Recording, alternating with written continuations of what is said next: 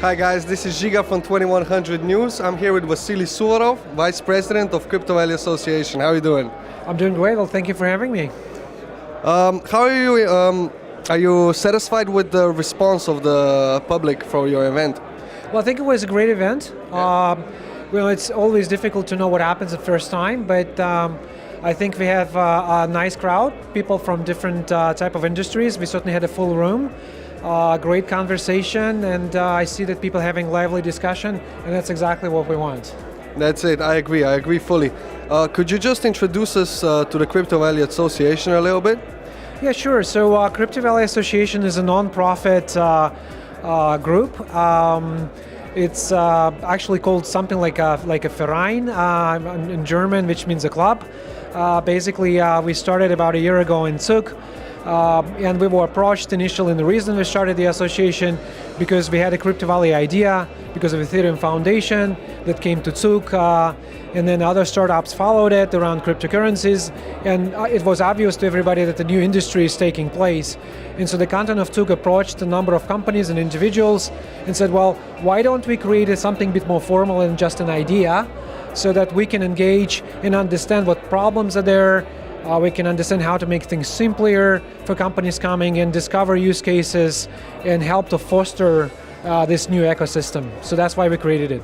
Yeah, so you're actually building an ecosystem of businesses, startups, innovators. What would you think that it's the most important about this ecosystem? Well, I think the most important about ecosystem is to be open-minded and not to say, well, it's just a Bitcoin that is blockchain, or just Ethereum as a blockchain, or it should be just enterprise blockchains, or this application is better than that application. So, I mean, we're big believers in different types of technologies, right? Enabling decentralized business models and enabling new type of thinking, which needs to involve different types of stakeholders, right? That's what we believe in. And obviously, you can use blockchain for democracy. You can use it for, improving financial system, improving supply chain applications, financial transactions. Yeah, I mean, it's all kinds of different things that need support from everybody, starting from researchers and startups all the way to legislators and governments. Yeah, so your community is very diverse. You have specialists from different areas. I saw on your website that most of the activities for the Crypto Valley Association is carried out by its working groups. Do you want to talk about that a little bit? Yeah, absolutely. You know, when people see our website and think about Crypto Valley Association, sometimes people make the mistake that we're some sort of a service company that helps to do ICOs, right? That's actually not true. You know, we are, as I said, we are a group of like-minded individuals, and I like to say that we are the association that's run by its members for its members. And the way we do that, of course, is we reach out to the stakeholders and say, okay, what are the topics that we need to be working on? And obviously we have a regulation and policy working group that has recently published ICO Code of Conduct.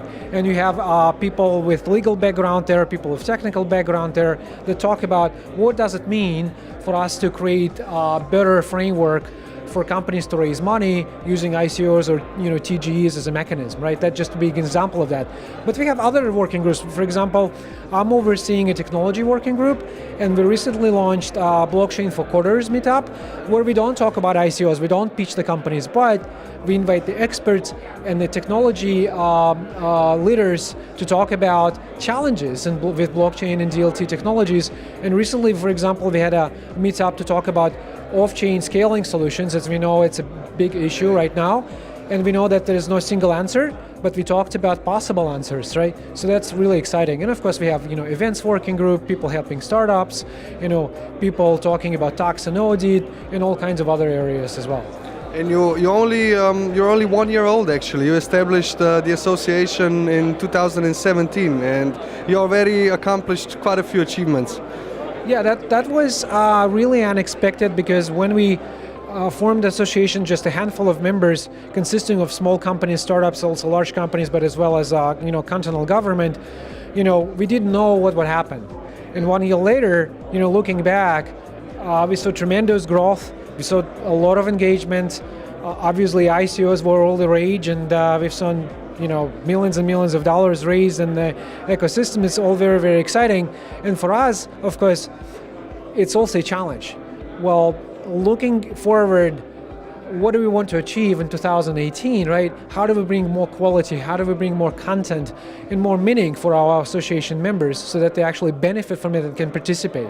So that's the challenge. So the Southern Arabs chapter is actually the second chapter. Yes. So what are your goals with this chapter? Well, the goals, of course, is to make sure that the local community that's not necessarily, in Zug or Zurich can also participate, right? Obviously, Switzerland is not a single language country. It country has multiple cultures, multiple different languages, and it's all very, very different. And we fully realize that. And that's why we need to tap into the brain power and cultural differences and in the way of doing things here in Ticino, and of course, see synergy with the Milano area and northern Italy as well. I mean, we just want to involve the community. And I just heard from people saying, well, I mean, we initially were members of the association in Zug, but it was difficult for us to travel. So we were looking, well, how can we participate more? And we're happy to see that, hey, now we can participate locally. So it's a great sign that we're on the right path. And this is already the second chapter. Can you tell us more about the first one? How did that go? Yeah, the first chapter we wanted to create in Western Switzerland, in Geneva, Lausanne area, also called Romandy. It's taken a bit of time for us to do that, but now I think we're on the right path. We already had couple meetups. One was informal, the other one was a bit more formal. And we see more and more people signing up to this meetup and participating and driving feedback. So I think, it's basically finding the core team, reaching out to community, reaching out to local government, and explaining that we're here for the long term. We're not just about ICOs. We really want to find stakeholders, use your local language, local culture to drive it. So I think it's all happening.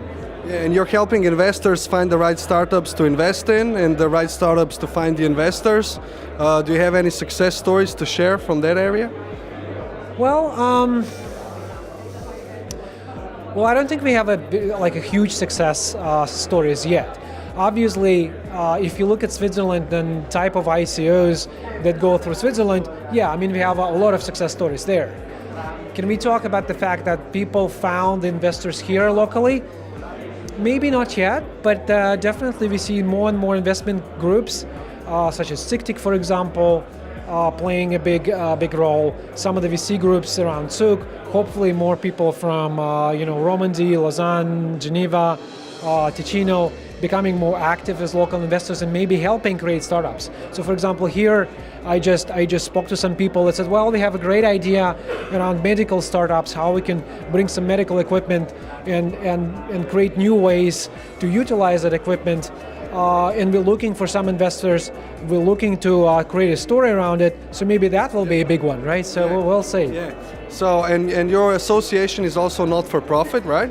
That is correct. And you are promoting good values. Some of them are transparency, integrity. Well, yeah, that was actually very important for us because obviously this is a new way of doing things. There's not so many practices that exist, not so many explicit legislation approaches to how things should be done, right? So it's very important for us to take initiative and start creating, best practices. How do you run fundraising? And if you do things on blockchain, how do you make things better compared to some of the lessons learned and more conventional ways of doing things? So transparency, integrity, talking about conflict of interest, talking about risks. Especially in this sector, which it needs a... Right, and unfortunately, many times people just say, okay, we have an idea, let's raise a lot of money. It's probably not such a good way of doing things, and we really recommend people, please don't raise a lot of money before you have something functional, before you understand the technical risk, legal risks, task risks, taxation risks, and so on and so forth, right? So if I understand correctly, if I'm a startup or if I'm an investor, the way to join the Cyber Valley Association is via the website for the membership fee, and then I get access to what exactly? Well, once you join the association, you basically get access to internal resources that they have within the association. You can participate in working groups, you can create new working groups, right? So it's basically like a key, if you will, to the internal rooms where the community works together and creates new stuff, right? That's a great idea, and I think it's great to build an ecosystem like that where people help each other and grow together. Absolutely, yeah, we're big believers in that. I wish you a lot of success, Vasiliy, and all the best. Well, thank you very much.